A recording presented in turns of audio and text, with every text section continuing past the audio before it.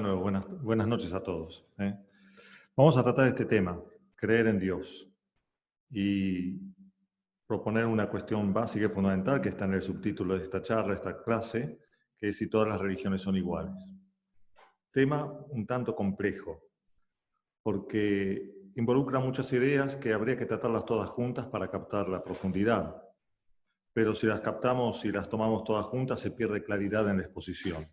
Así que voy a tratar de exponerlas separadamente y al final o a lo largo de esta exposición ir dando las indicaciones para conectar las cosas entre sí. Ustedes ya saben, está muy extendida hoy la idea de que toda religión es buena y que todas las religiones son iguales porque se dirigen al mismo Dios. Digamos de entrada, esto es un error, y está fundado en dos herejías. La herejía del modernismo y la herejía del naturalismo buenista de Rousseau, que es uno de los padres que fundamenta doctrinalmente también la herejía del modernismo. Vamos primero a la herejía del modernismo para explicar muy brevemente por qué fundamenta esta visión errónea sobre la igualdad de las religiones. Ya la encíclica Pascendi de San Pío X denuncia el principio fundamental de la herejía modernista, que es el principio de inmanencia. ¿Qué quiere decir esto? Que todas las cosas se resuelven y se explican por sus causas inmanentes. Por principio, se excluye la posibilidad de una causa trascendente que explique las cosas. Que todo se explica desde sí mismo. Así se resuelve todo. Una de las consecuencias que nosotros todavía sufrimos del modernismo es el subjetivismo contemporáneo. Ese subjetivismo proviene de esta raíz y es tan extendido que se ha hecho una especie como de sucedáneo del sentido común. Podríamos decir que el sentido común mayoritario de la gente actualmente es modernista. Y lo digo porque tenemos que estar precavidos, porque eso se infiltra sin que nos demos cuenta, incluso en nuestros modos de concebir algunas cosas, aun cuando evidentemente no queremos ser modernistas. Pero hay ciertas estructuras de pensamiento que están condicionadas por este modernismo que ha tenido la eficacia de convertirse en un modo generalizado de pensar. Pongo un ejemplo para que nos demos cuenta cómo estamos fácilmente influenciados o cómo podemos ser fácilmente influenciados por este subjetivismo contemporáneo. Por ejemplo, cuando se califica un acto moral es bueno o es malo. A la hora de decir si está bien o si está mal ese acto moral, se presta una atención más importante, podríamos decir, a la intención del sujeto que realiza el acto. Por supuesto que la intención es un elemento importantísimo para la calificación moral de un acto, pero no es el único. Y al poner la intención como el elemento fundamental y casi exclusivo, hace que cuando un acto es malo, se lo justifique o se lo excuse diciendo, bueno, la intención fue buena. ¿Ven? La intención por encima de la materialidad del acto, el objeto de ese acto, hace que la acción sea indiferentemente buena o mala según sea la intención del que obra. Entonces, se hace algo malo, pero finalmente se lo considera bueno porque brota de una intención que no era incorrecta, era una intención recta. Se quería hacer el bien, pero se hizo definitivamente el mal. El modernismo lleva a algo todavía un poco peor, que es se considera una acción buena, aunque sea mala en realidad, simplemente porque brota del sentimiento personal o colectivo. Así es el modo de pensar de que ellos dicen, bueno, pero esto está bien porque es lo que siente la mayoría. Entonces, no se puede ir en contra de este sentimiento común. Este subjetivismo, que tiene su raíz en el modernismo, puede incluso confundirnos ahora a nosotros al juzgar sobre el tema de la supuesta bondad o igualdad de las religiones. ¿Cómo se establece esta confusión a la que lleva el subjetivismo? Es una confusión entre el plano personal y el plano colectivo. Por ejemplo, para ser más claros, hoy se habla mucho de la tolerancia. La tolerancia es un bien que hay que implementar porque lo contrario sería anular la libertad religiosa, por ejemplo. Al formular así el principio de la tolerancia como un modo de poner a salvo la libertad religiosa, se está cayendo un poco en las redes de este subjetivismo de raíz modernista. ¿Por qué? Porque no se distingue correctamente entre el plano personal, ciertamente la persona tiene el derecho de elegir porque es libre, ¿no? Y en este plano sí personal, aunque uno no esté de acuerdo con la elección de una persona, mientras se permanezca en el plano puramente privado, uno no tiene por qué violentar esa libertad. Pero ese plano personal se confunde con el plano colectivo. Y en el plano colectivo, entonces, la religión, aunque sea un error, tiene que ser tolerada. Por el mismo criterio por el cual se tiene que tolerar la elección libre, aunque equivocada, de un individuo. Al mezclar el plano personal y el colectivo, se pierde de vista, entonces, que el error no tiene ningún derecho y por lo tanto no puede ser tolerado, lo cual no significa que tenga que ser atacado con violencia. Tiene que ser rechazado, ciertamente. Pero en el modo de hablar de la tolerancia, lo que se opone a la tolerancia sería la violencia, que no siempre es eso. El error, objetiva y colectivamente considerado, no tiene derecho. Lo que tiene derecho es la verdad. Y rechazar el error es intolerancia, si ustedes quieren, pero no es una intolerancia violenta. Aplicando este principio del subjetivismo modernista a la religión, resulta que la religión es un acto inmanente. Vean, el principio de inmanencia del modernismo era que todo se explica por sus causas inmanentes. Entonces, ahora tenemos esta realidad, que es la religión, que también se va a explicar por sus causas inmanentes. La religión surge y termina en el individuo. Por principio, no hay nada sobrenatural, trascendente, objetivo que pueda configurar a una religión de manera estable. ¿Cuáles son los constitutivos de la religión? La doctrina, la moral, el culto. Y esos constitutivos serán entonces, según el punto de vista modernista y subjetivo, construcciones humanas. Y como construcciones humanas, tienen una fecha de vencimiento, según sea que cambien las circunstancias culturales, geográficas, sociales. Incluso hay una noción que se maneja habitualmente y que está vinculada a este modo de concebir la religión, que es la noción de inculturación, que normalmente se la entiende mal.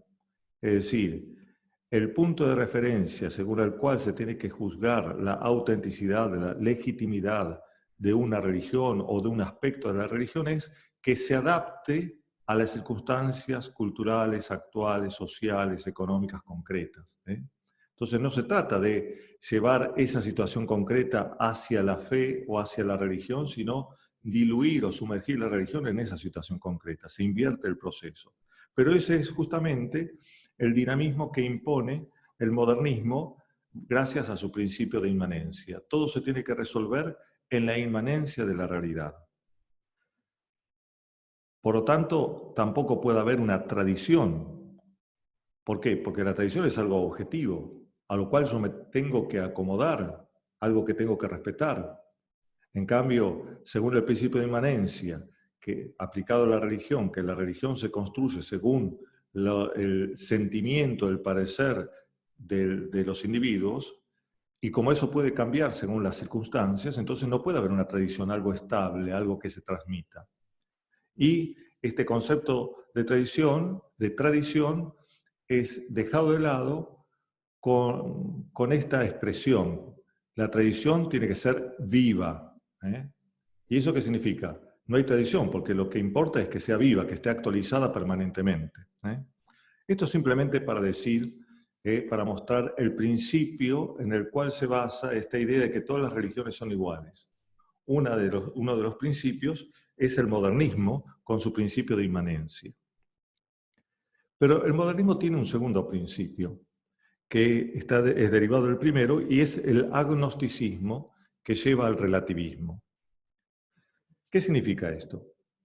Que aun cuando se admite una cierta objetividad y estabilidad de tradiciones religiosas, Supongamos se admite que esta religión concreta y particular tiene sus costumbres, sus tradiciones, sus ritos, sus doctrinas. Y eso se lo admita.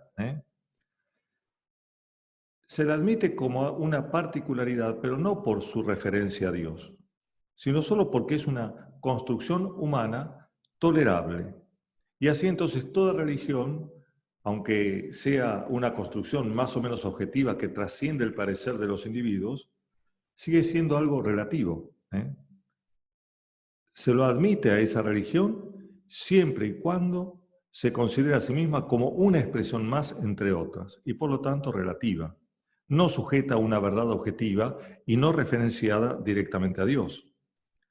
Si una religión, en este sentido, tiene pretensiones de verdad, de ser la única verdad, entonces, como sucede con la Iglesia Católica, entonces esa religión no puede ser admitida, porque destruye el principio de inmanencia y de relatividad que brota del principio de inmanencia. Ahora, las consecuencias son claras, ¿no? Si todo es relativo, si todas las religiones valen igual, si todas se refieren igualmente a Dios, entonces no tiene sentido la conversión religiosa. Lo que deberían hacer las distintas confesiones religiosas es aunar esfuerzos en vistas del bien común del hombre. Y ese sería todo el objetivo de la religión. Es lógico que sea así porque por principio se ha desterrado del horizonte de la religión toda trascendencia. Dios no tiene nada que ver con la religión, por lo menos el Dios verdadero. Por supuesto que en esta concepción de la religión se sigue hablando de Dios, pero hasta Dios mismo termina siendo una construcción del sujeto humano. Por eso, la raíz de esta idea de que todas las religiones son iguales y que se dirigen todas a Dios, está este principio modernista de inmanencia y de relatividad.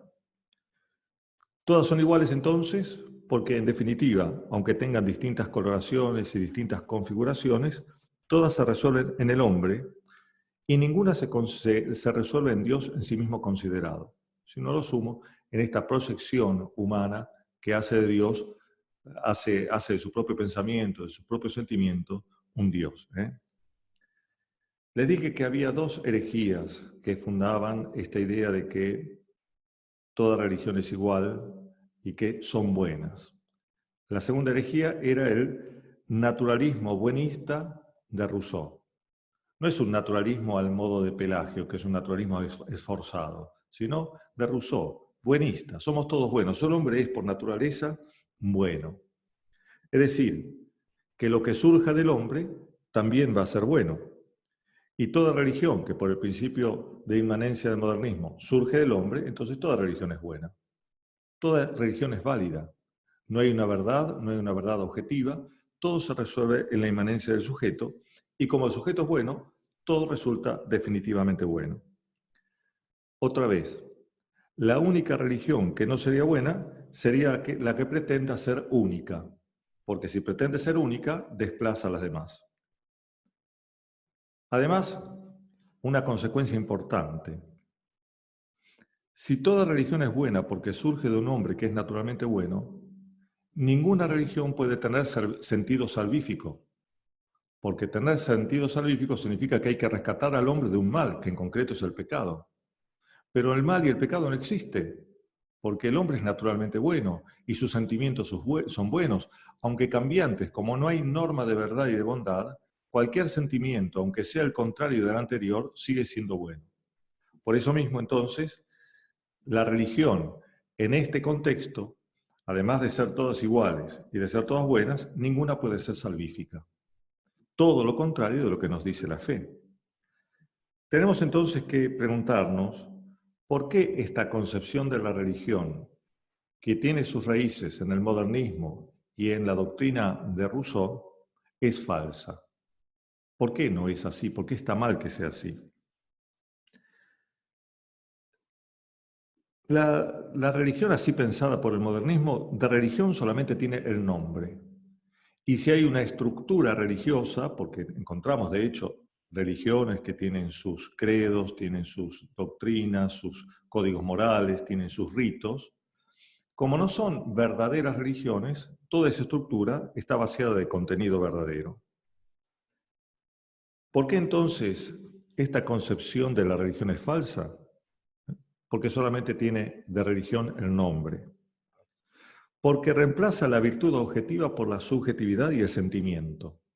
Lo vamos a ir viendo más adelante. Porque además esta concepción de la religión es falsa. Porque es blasfema.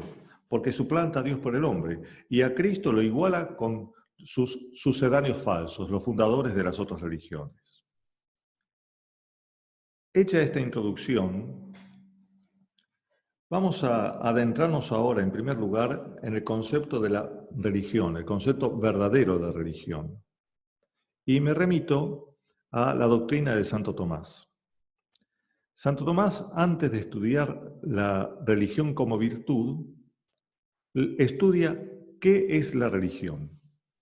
Y para poder darnos una definición básica y fundamental de la religión, que es muy profunda, parte Santo Tomás de la etimología de la palabra religión. Y aquí Santo Tomás se encuentra con que hay tres posibles sentidos de la etimología de la palabra. Un primer sentido vincula la palabra religio a relegere, que significa volver a leer o volver a considerar. Relegere. Es la definición que venía tradicionalmente de Cicerón. Según este sentido etimológico de la palabra religio, religión implicaría una meditación, una consideración frecuente, reiterada, de lo que pertenece al culto divino. Primer sentido etimológico de la palabra religio. El segundo sentido etimológico de esta palabra lo toma Santo Tomás de San Agustín, y es religión viene de re-eligere, es decir, volver a elegir. De esta manera, la religión implicaría un volver libremente a Dios después de haberlo perdido culpablemente. En esta etimología aparece el sentido salvífico de la religión, que rescata al hombre de su extravío. Religión viene de re-eligere.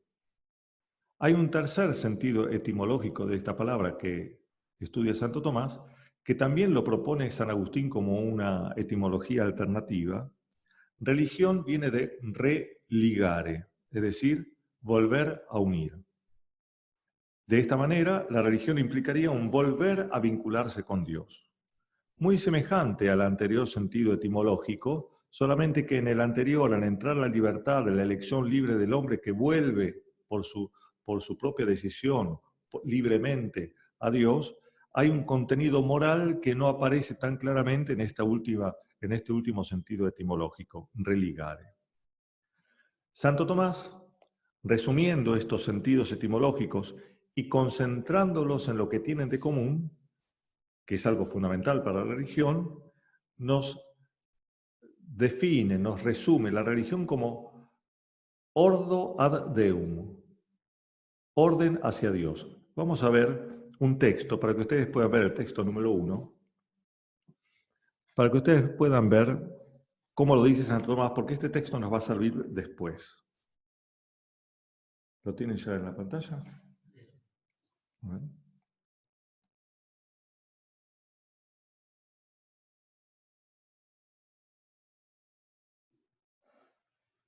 Ahí está. Bueno, el texto dice así, a ver si está bien.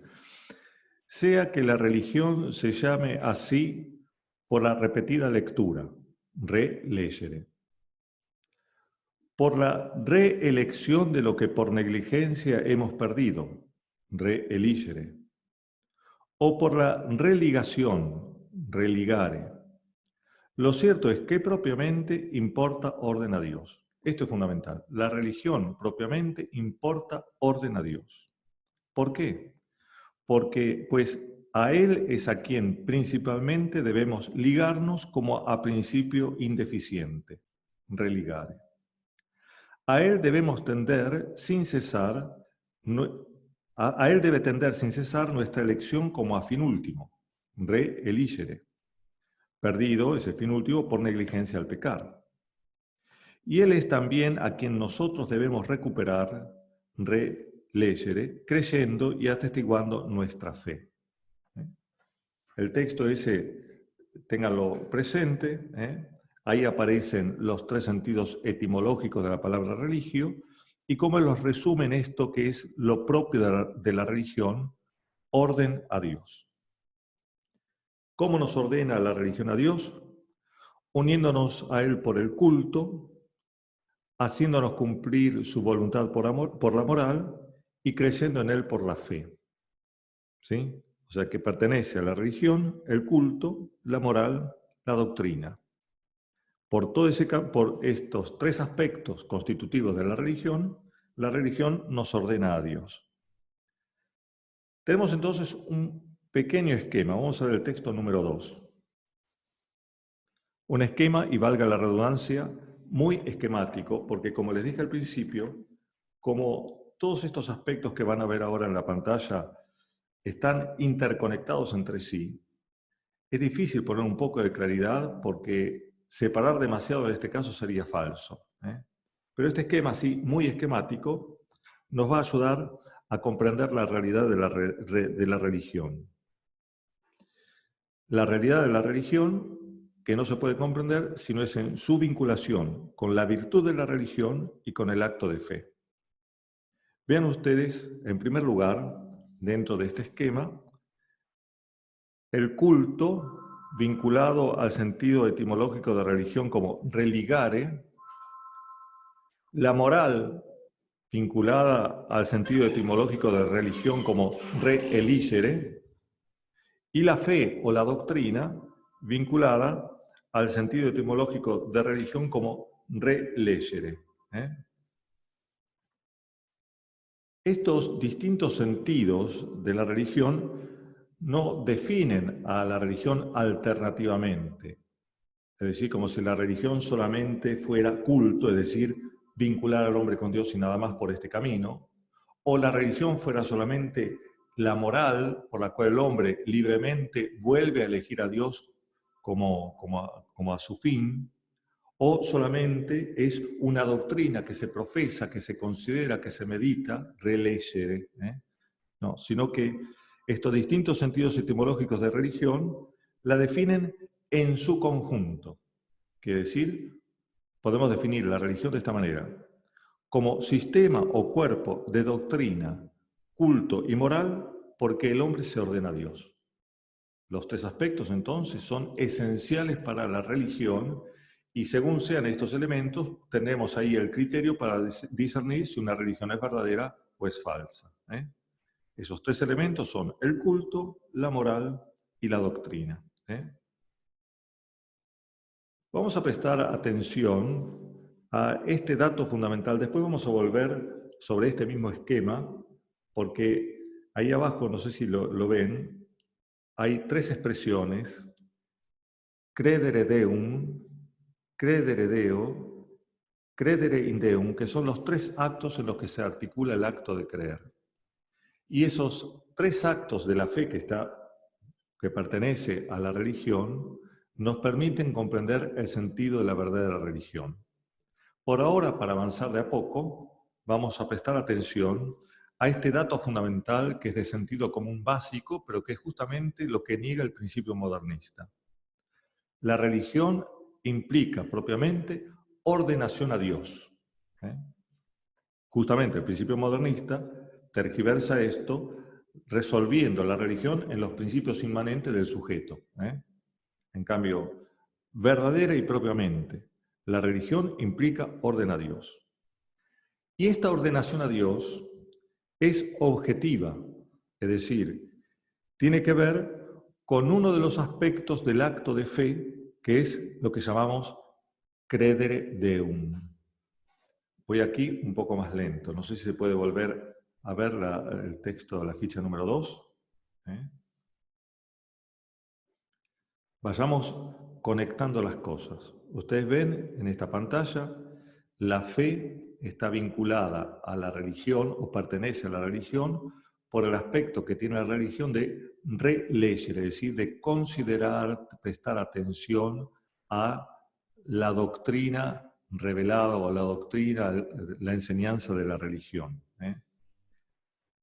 Esa fe se articula de triple manera, como un credere deum, como está ahí mismo, un credere deo y un credere in deum. El primer acto de la fe es credere deum, y lo digo así en su expresión latina porque la traducción no es fácil. Podríamos decir creer en Dios. ¿Qué? Creer que Dios existe, creer que Dios es. Ese Dios que la fe cree que existe es un ser real. No es como en el modernismo una aspiración subjetiva, sentimental que brota del fondo de la conciencia. Dios no es un producto de mi subconsciente que expreso de alguna manera y lo constituyo después como principio de la religión, sino que Dios es real independientemente de mí. Él es Dios en sí mismo. No es entonces una aspiración subjetiva sentimental. Como dice Santo Tomás, en otra parte, la fe no termina en el enunciado, sino que termina en la realidad, y esa realidad es Dios. Es decir, yo no creo simplemente una formulación. Mi fe toca directamente a Dios, por eso es una virtud teologal. Credere deum, creer que Dios existe. Pero algo más, que es muy importante, porque aquí vamos a encontrar un criterio para distinguir una religión verdadera de una religión falsa. Este ser real, además, es único y verdadero Dios. No puede ser un Dios que pueda existir realmente al margen o junto a otros dioses que también existan realmente, porque Dios es único y verdadero, hay un solo Dios.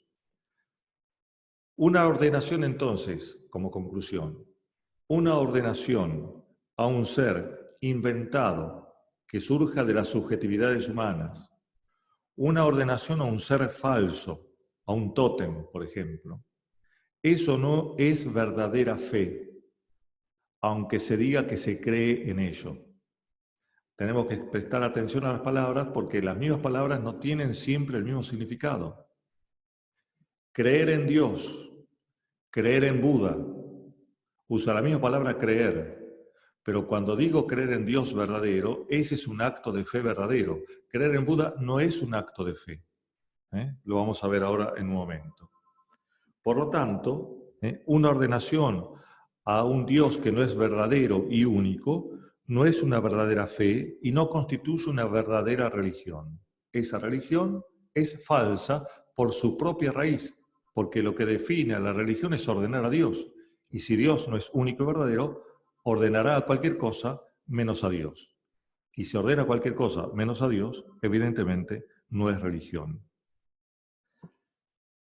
La religión entonces no se constituye por la actitud personal hacia lo que se llama Dios, sino que se constituye por esa realidad verdadera y objetiva que es Dios.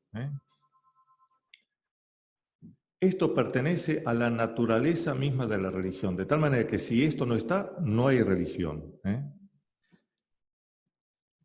La consecuencia que habría que sacar de esto es que una religión estrictamente monoteísta, es decir, una religión que profese que Dios es único y verdadero, no puede no pensar que es la única religión verdadera. Y por lo tanto, no puede aceptar que haya otra religión verdadera en igualdad de condiciones con la suya. El monoteísmo estricto pertenece a la esencia de la religión y por lo tanto hace decir que esa religión que tiende a Dios único y verdadero es la única religión verdadera. Otro problema será saber si esta religión que se dice única y verdadera realmente es la verdadera. Pero no se puede, porque sería en contra de la propia naturaleza de la religión, decir yo tengo la religión verdadera, pero considero que las otras también pueden serlo. Eso es una contradicción. Santo Tomás tomó en cuenta la objeción de que creer en Dios, credere deum, es común a toda religión. O sea, Santo Tomás ya consideró la objeción de lo que se plantea hoy habitualmente. Todas las religiones son iguales porque todas ordenan a Dios. En todas se da este acto de fe, credere deum, todas creen que Dios existe. Santo Tomás tomó en cuenta esta objeción de que creer en Dios, credere deum, es común a toda religión. Y precisamente por ser común a toda religión, no puede ser un elemento distintivo de la verdadera fe. Si fuera así, todas las religiones serían iguales. Si todas las religiones creen igualmente en Dios, que Dios existe, por este punto fundamental, todas las religiones serían iguales. Resultaría que cada religión, por un camino distinto, se ordenaría a un mismo Dios. El punto entonces fundamental aquí a entender es que no todas las religiones creen en el mismo Dios, por más que cada religión diga que cree en la existencia de Dios. Veamos cómo Santo Tomás resuelve esta objeción, que es un punto importante. Vamos a ver el texto tercero.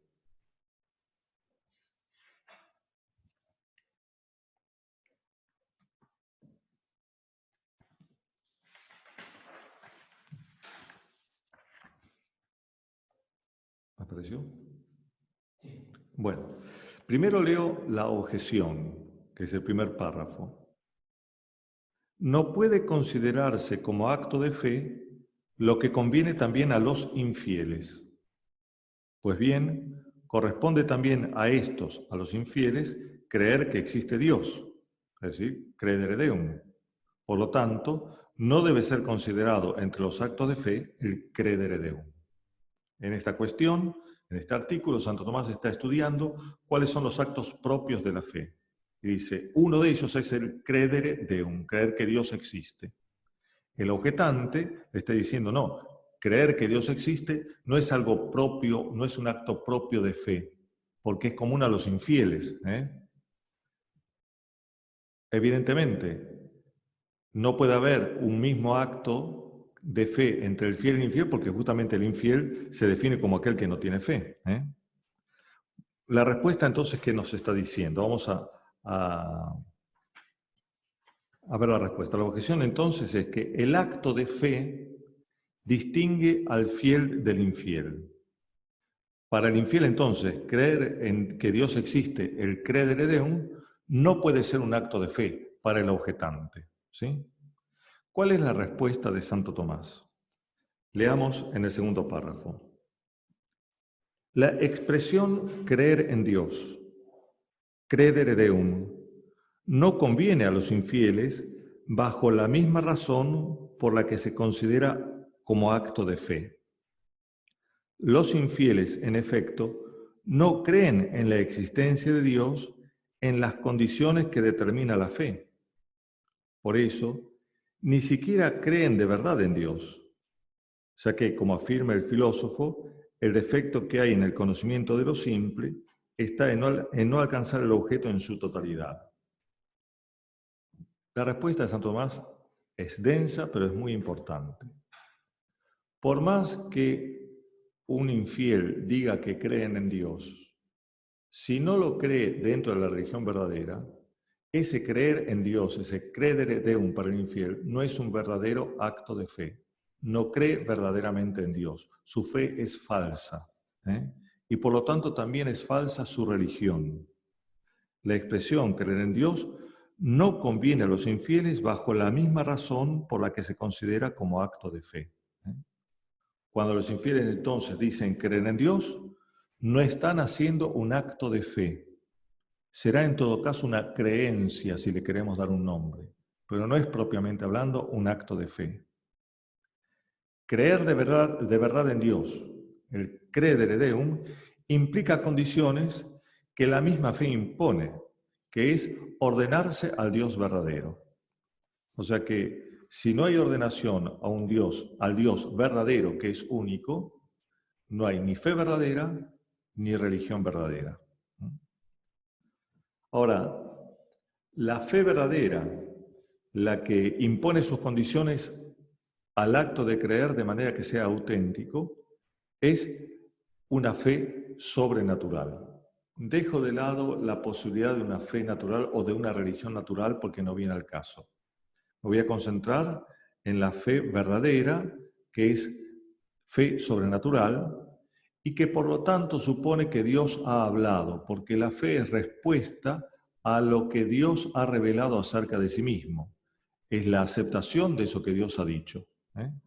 Así que, habiendo aclarado este concepto de religión que implica doctrina, moral y culto, y que tiene como principio fundamental la ordenación a Dios, en primer lugar como un creer que Dios es y que es verdadero, eso ahora nos obliga a considerar el aspecto de la fe, porque para poder creer verdaderamente en Dios, ese creer en Dios tiene que ser un acto de fe y un acto de fe sobrenatural. Vamos a considerar ahora la fe y vamos a tener en cuenta de nuevo el esquema del texto número 2. Si lo podemos presentar. La religión incluye el credere deum como un acto de fe fundamental, porque por ese acto se ordena a Dios. Pero la religión no se agota en ese acto de fe. Y esto por dos razones. En primer lugar, porque los actos de fe se dividen en tres, que es el credere deum, como ustedes están viendo ahora en la pantalla, el credere deo y el credere in deum, que podemos traducir así. Credere deum, como lo hicimos hasta ahora, creer en Dios. Credere deo, creerle a Dios. Y credere in deum, con una construcción un poco rígida, artificial, creer hacia Dios. Después lo vamos a aclarar. La primera razón entonces por que la religión no se agota en el credere deum es que en el acto de fe es que el credere deum no es el único acto de fe, están los otros dos. Y la segunda razón es que la religión no implica solamente la fe, implica, además de la doctrina de la fe, la moral y el culto. De tal manera que para poder discernir cuándo una religión es verdadera, no basta fijarse si se ordena al verdadero Dios. Hay que mirar también los otros aspectos de la religión, que son la moral y el culto. La verdad de la religión depende entonces del credere deum, como un acto verdadero de fe, pero incluye otras cosas. Habíamos puesto la religión como relegere, mantenemos todavía el texto, ustedes pueden ver ahí que habíamos puesto la religión como relegere en relación con la fe, ¿sí? El credere deum es el acto de fe por el cual el hombre se dirige a Dios y solo así puede fundar una religión verdadera. Si ya de entrada se dirige a algo que no es Dios, evidentemente no es religión. O sea que este acto es fundamental. Pero esta fe que se dirige al Dios verdadero, para ser auténtica fe, no solo tiene que alcanzar al Dios verdadero, sino que tiene que creerle a Él, tiene que expresarse también como un credere deo, articularse como un verdadero credere deo. ¿No tiene?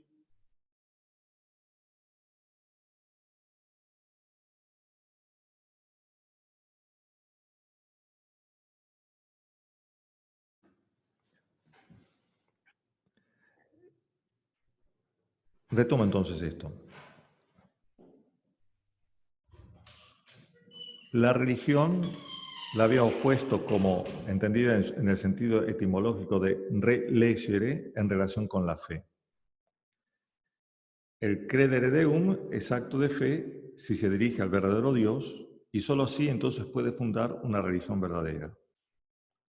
Pero esa fe, para ser verdadera, no solo se tiene que dirigir al verdadero Dios, sino que tiene que creerle y articularse entonces como un credere deo, es decir, creerle a Dios.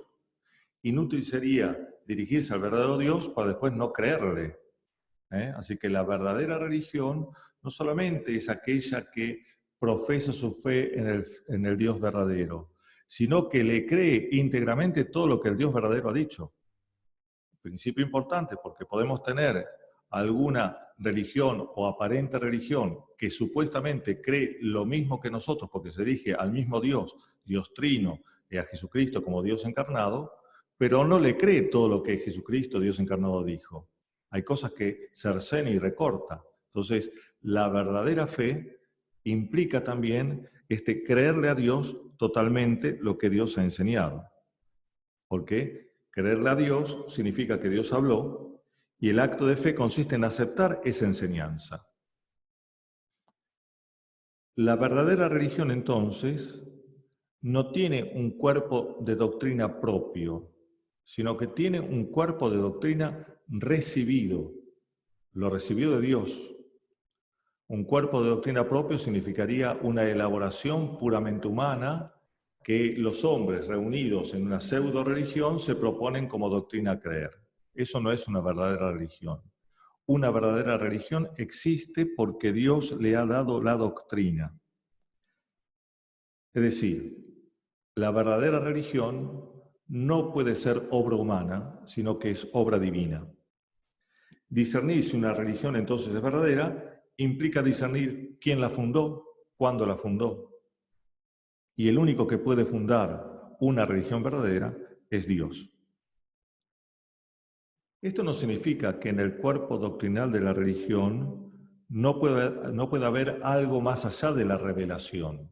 De hecho, nosotros tenemos enseñanzas que no decimos que son de fe, pero que pertenecen al cuerpo doctrinal de nuestra religión católica. Esta enseñanza autorizada de la Iglesia, que no se propone como dogma de fe, sin embargo tiene que estar al servicio de la fe. Y tiene valor porque tiene la autoridad que Dios mismo ha puesto al instituir la religión, la ha puesto esa autoridad para enseñar la verdad. Así que esta doctrina, esta enseñanza, que forma parte del concepto de religión, es un criterio más que tenemos para discernir cuando la religión es verdadera.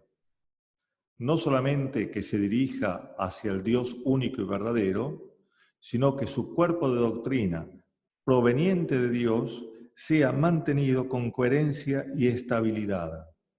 Es decir, que incluya la tradición.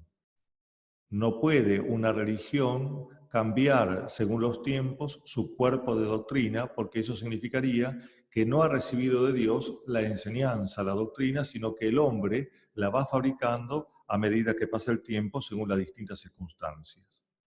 Otro criterio entonces para discernir cuándo una religión es verdadera es que tiene un cuerpo de doctrina recibido porque Dios lo ha revelado, Dios lo ha enseñado.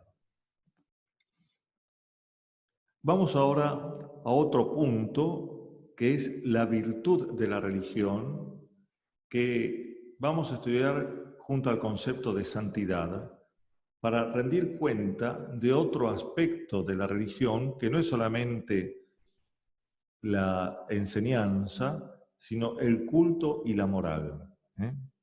Vamos entonces a este concepto de religión.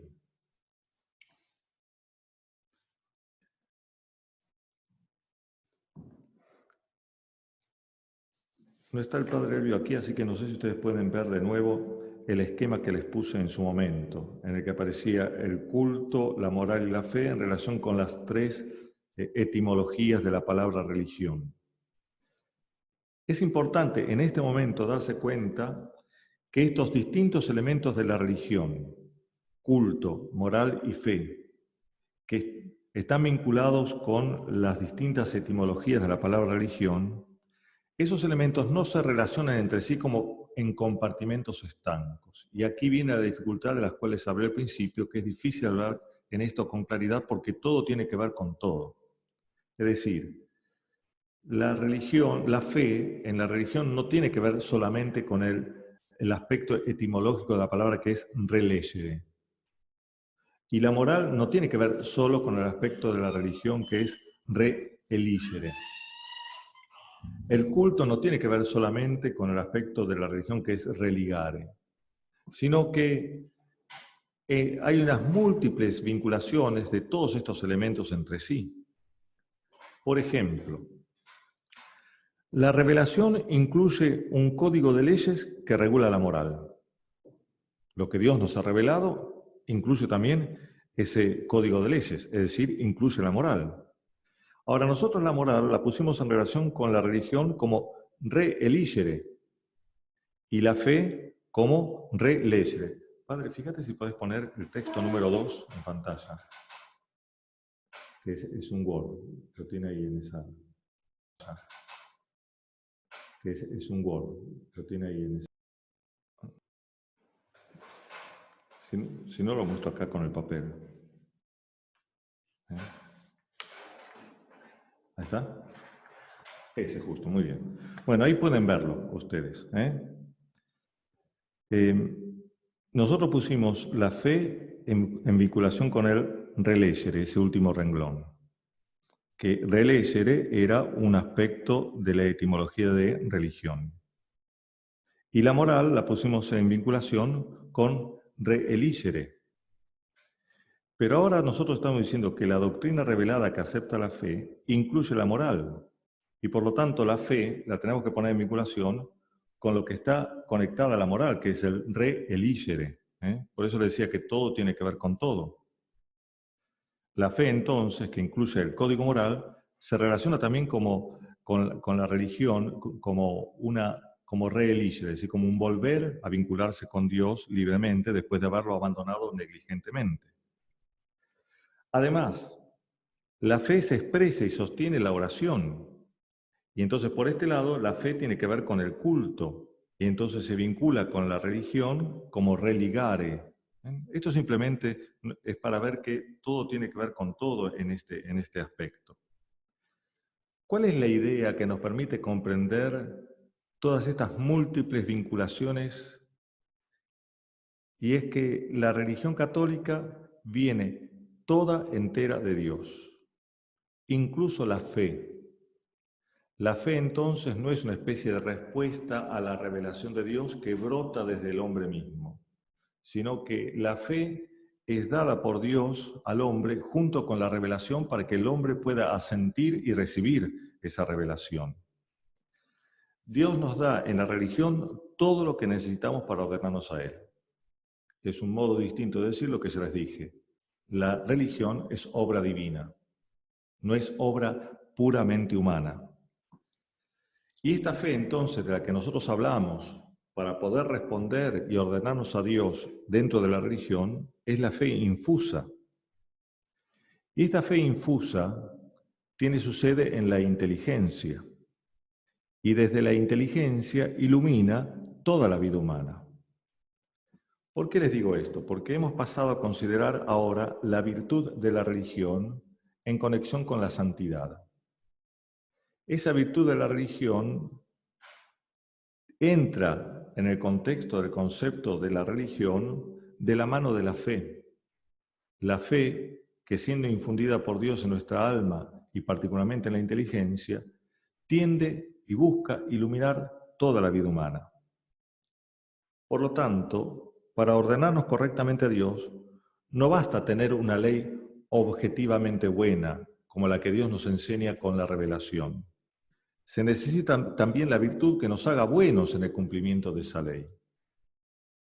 Dentro de todo ese conjunto de virtudes, me detengo ahora en la virtud de la religión, que concretamente es la virtud por la que se tributa a Dios el culto debido. Es la virtud que regula los actos humanos de culto, ¿sí? Esos actos de culto son algunos internos, otros externos. Es decir, algunos en la interioridad del alma, otros pasan a actos externos que se realizan sobre realidades materiales. ¿Cuáles son los actos internos de la virtud de religión? Son la devoción, la oración y la adoración. Repito, devoción, oración y adoración. Los actos externos son los sacrificios, las oblaciones, el diezmo, el voto, el juramento, los sacramentos, la invocación.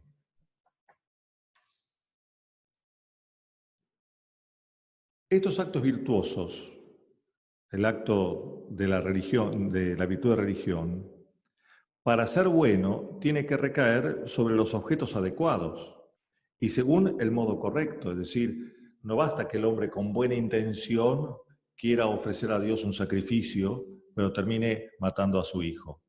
El sacrificio tiene que recaer sobre el objeto adecuado, y para nosotros en la fe católica el único sacrificio es el de Cristo. O sea que la relación entre la virtud de la religión y la religión, es decir, este conjunto de elementos objetivos, doctrina, moral y culto, tienen que marchar juntos.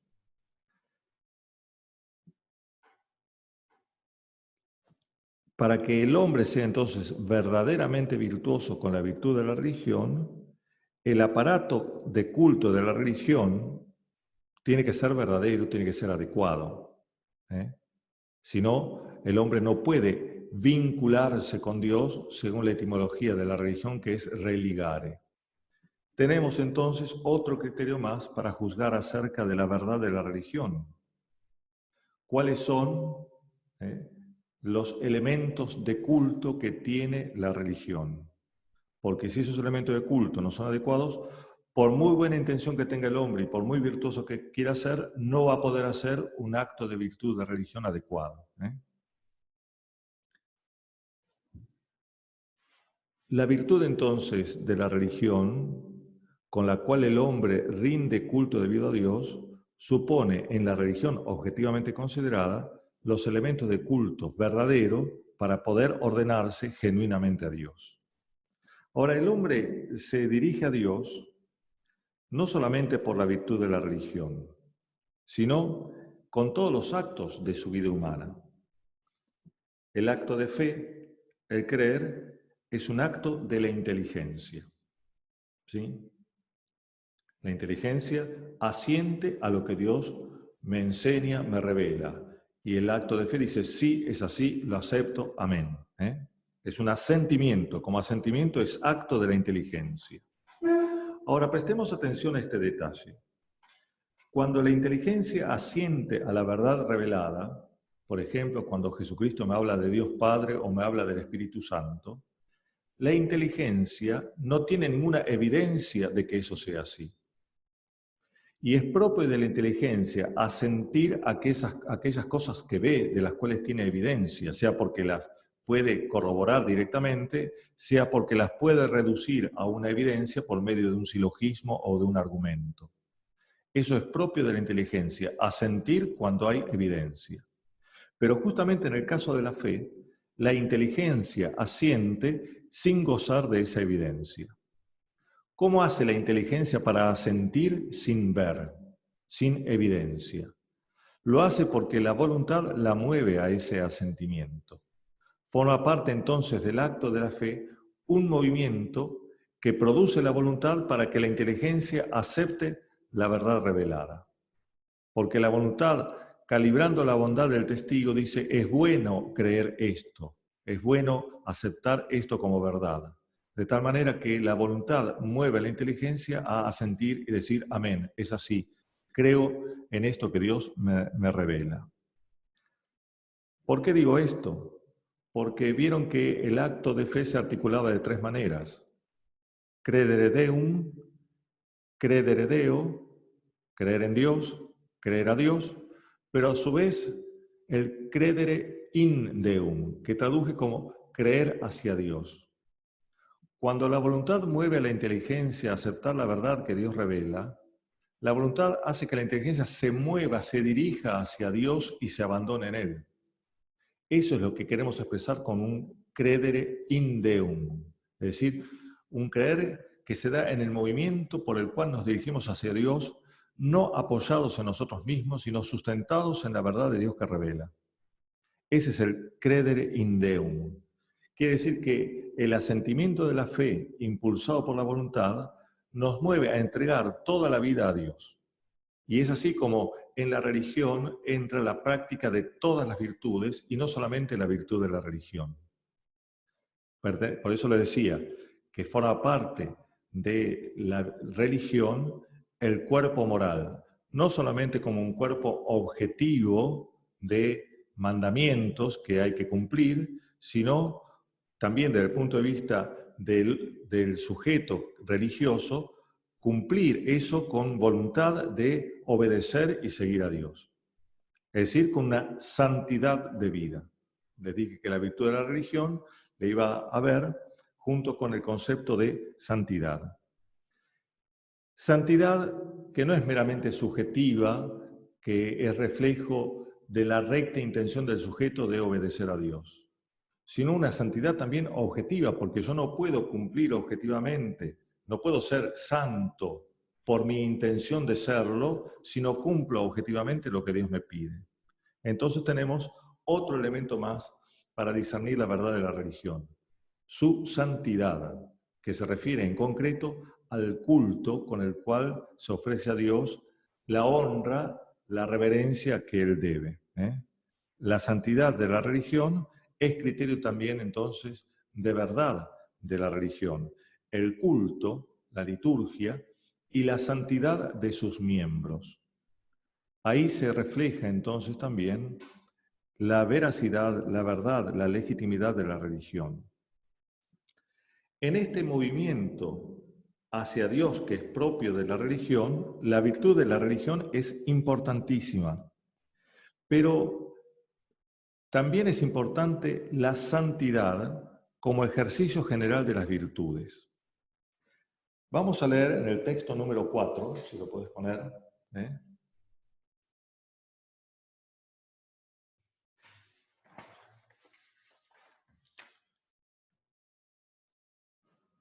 Un texto en el que Santo Tomás compara la virtud de la religión con la santidad. Si está ya en pantalla, leemos entonces el primer párrafo. Dice, la santidad, él concibe la santidad, Santo Tomás, como pureza. Se llama santidad a la aplicación que el hombre hace de su mente y de sus actos a Dios. No difiere, por lo tanto, de la religión en lo esencial, sino tan solo con distinción de razón.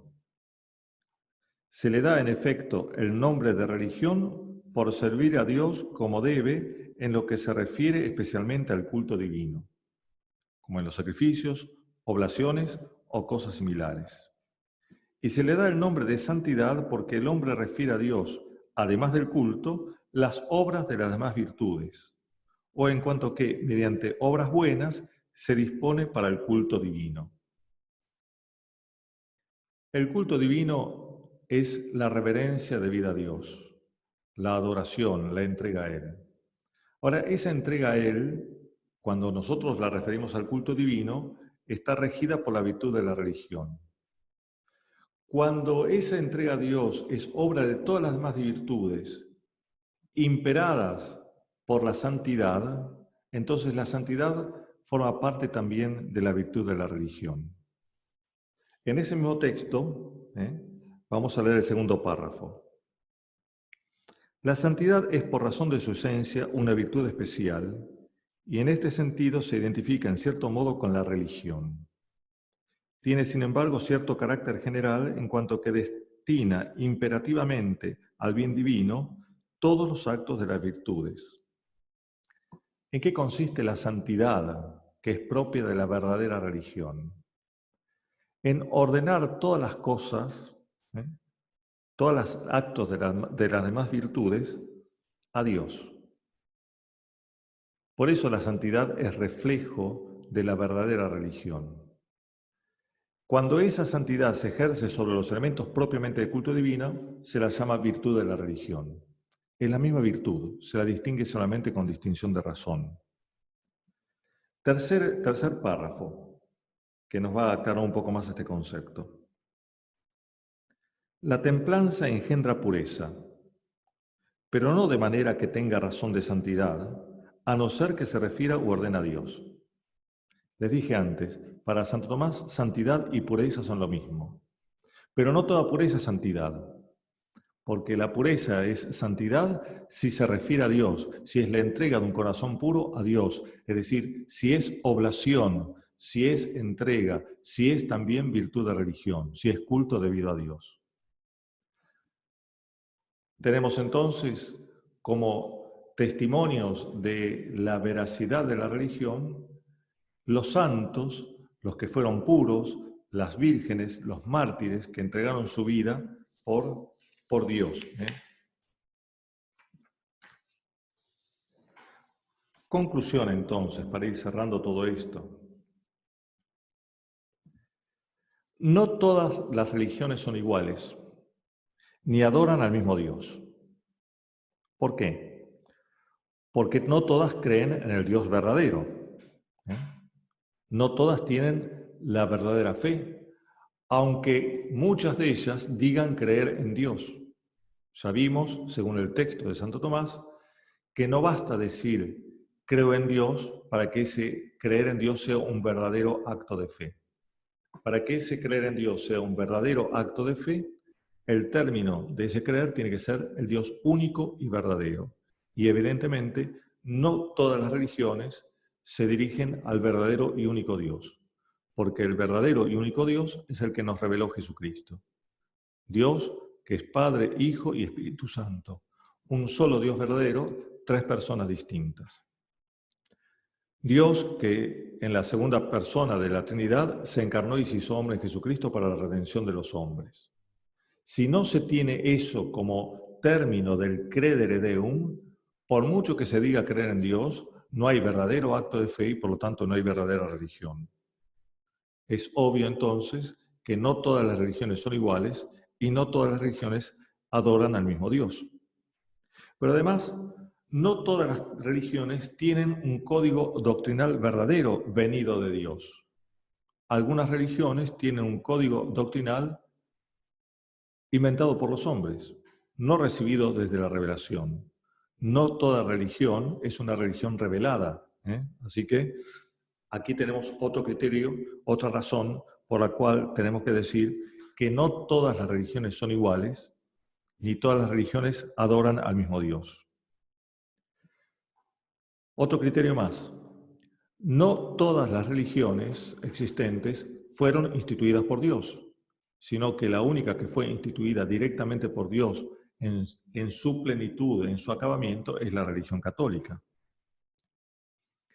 No todas las religiones, a su vez, tienen un código moral de santidad. Hay códigos morales que se oponen al verdadero código moral que Dios dio a los hombres a través de Moisés y después sancionó Jesucristo, diciendo que no vino a abolir la ley, sino a darle cumplimiento. Otro criterio más, que nos muestra que no todas las religiones son iguales. No todas tienen un verdadero culto a Dios.